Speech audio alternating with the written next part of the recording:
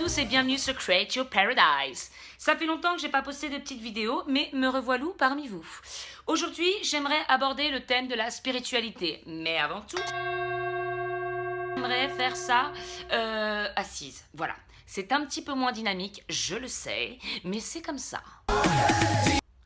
Donc, pour en revenir à la spiritualité, si j'ai envie de vous en parler, c'est que moi, ça m'a énormément aidé. Alors non, on se met pas dans la spiritualité pour être sauvé, pour croire en quelque chose, etc.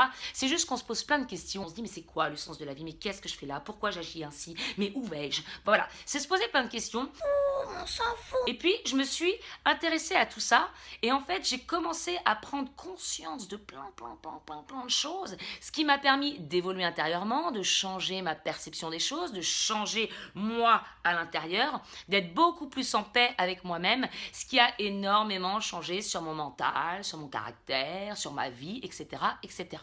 Donc, qu'est-ce que la spiritualité? C'est une secte.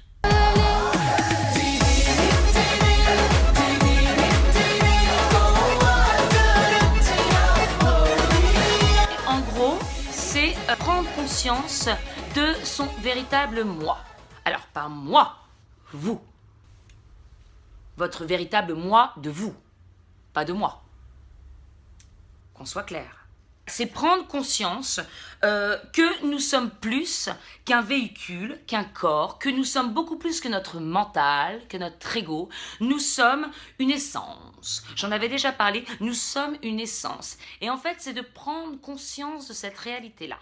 C'est la découverte d'une autre dimension et de nous-mêmes, mais d'une autre dimension de la vie. De pire en pire ce truc. Oh là là. Car en fait, on n'est pas que ça, quoi. On n'est pas des gens comme ça, la tête, non, on va travailler, on prend des vacances, on va travailler, on prend des vacances. Non, c'est beaucoup plus grand que ça. Alors après, encore une fois, c'est ma vérité, je ne demande à personne de me croire. Lorsque l'on prend conscience que nous ne sommes pas que ça, mais qu'il y a beaucoup plus profond, on va changer notre état intérieur. Donc on va devenir plus joyeux, on va devenir plus en paix, on va devenir plus amour, on va devenir... Amour, joie, bonheur et paix. On va plus se sentir enchaîné comme ça à une vie où on se dit mais où je vais? Mais qu'est-ce que c'est que ça? Vivement la retraite pour profiter, vivement un chéri pour pouvoir être heureux, vivement une grande maison pour pouvoir avoir du confort. Non, il n'y a plus de tout ça. Parce qu'en fait, le bonheur, il est où? Comme Christophe Maé le dit, le bonheur, il est là. Il est là. Il est où? Il est où le bonheur? Il est où? Il est où? Il est là. Il est à l'intérieur. Il y a énormément de gens qui vont croire qu'il faut aller chercher des choses à l'extérieur pour être heureux. Mais moi, j'ai été comme ça. Je veux dire, à l'époque, j'avais acheté l'iPhone 3GS. Je me suis dit, c'est sûr, avec l'iPhone 3GS, moi, je vais être heureuse. J'ai eu l'iPhone 3GS, j'ai pas été heureuse. Donc, je me suis dit, je vais prendre le 4S. Le 4S, je l'ai eu, j'ai été heureuse 1 heure et je me suis lassée. Je me suis dit, non, je suis toujours aussi vide. J'ai acheté le 5, j'ai acheté le 6 et je me suis rendu compte que le bonheur, il n'était pas à l'extérieur, mais il était là. Il peut être là, hein, je veux dire, il est là. Hein. Voilà. Donc, maintenant, le problème, c'est que nous avons ce qu'on appelle le mental, the ego, the ego. G.I. Joe. Et l'ego, qu'est-ce que ça fait, le mental? Eh bien, ça crée des pensées constamment. On a des milliers de pensées par jour. Et cette petite voix, vous savez, cette petite voix qui est tout le temps en train de blablater, en train de dire oui, mais t'es bonne année. Donc demain, il faut que j'aille chercher les enfants à 16h. Ensuite, j'ai la réunion parents-élèves. Putain, j'avais oublié, j'ai la voiture aussi qui est au garage. Bon, j'irai la chercher. J'ai rendez-vous avec Hubert à 5h, je crois. Bon, bien sûr, tout ça, c'est un exemple, hein, car je n'ai pas de voiture, je n'ai pas de mari, je n'ai pas d'enfant, tout va bien. On en oublie d'être dans le moment présent. Et en fait, c'est ça, c'est d'être dans le moment présent qui va nous faire prendre conscience de notre essence même. Attendez, je peux détacher mes cheveux quand même, hein.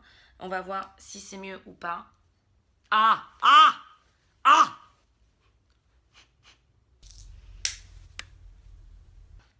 Donc, nous sommes esclaves de nos pensées. Nous allons nous identifier à nos pensées, à cette petite voix qui tourne en boucle. Cette petite voix donc qui est basé sur nos expériences passées, qui est basé sur donc la conscience collective, et ce qui va faire que nous allons juger, que nous allons critiquer, que nous allons nous comparer, que nous allons en fait jamais être en paix. Et vous savez, l'ego, il aime toujours avoir raison. Il faut toujours qu'il se batte pour avoir raison. C'est pour ça aussi qu'il se met en colère. Parce que si jamais on lui donne pas raison, eh ben il croit qu'il meurt, il croit qu'il n'existe plus. Quand on a conscience de notre essence même, on s'en fout d'avoir tort ou raison, on s'en fout de certaines choses, on est beaucoup plus en paix avec nous-mêmes. À quoi bon se mettre en colère? À quoi bon se fighter? À quoi bon s'abîmer?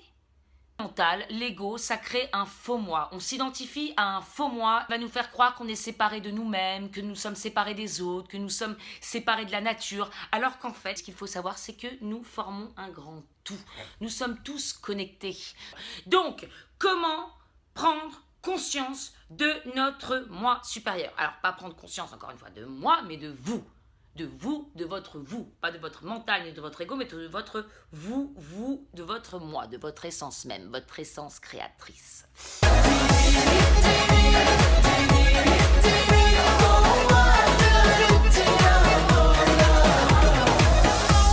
Alors, pour ça, il faut faire taire le mental. Comment on fait taire le mental? Je vous conseille un très très bon livre qui s'appelle Le pouvoir du moment présent d'Eckhart Tolle, je sais même pas comment on dit. C'est un très très bon livre et en fait ça aide à l'éveil spirituel. Donc comment faire? C'est être dans l'instant présent.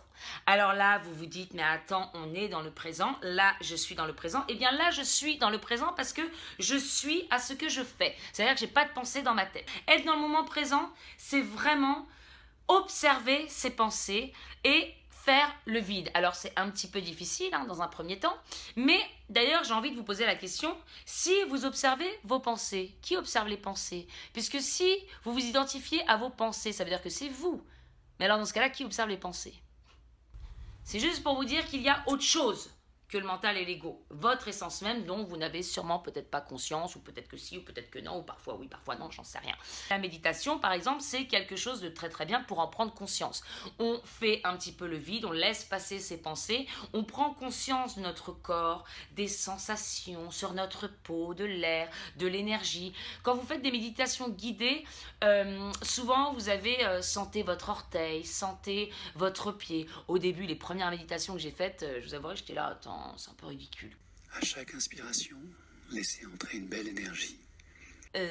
Et en fait, oui, parce que c'est là que j'ai réalisé que mon corps était plein d'énergie.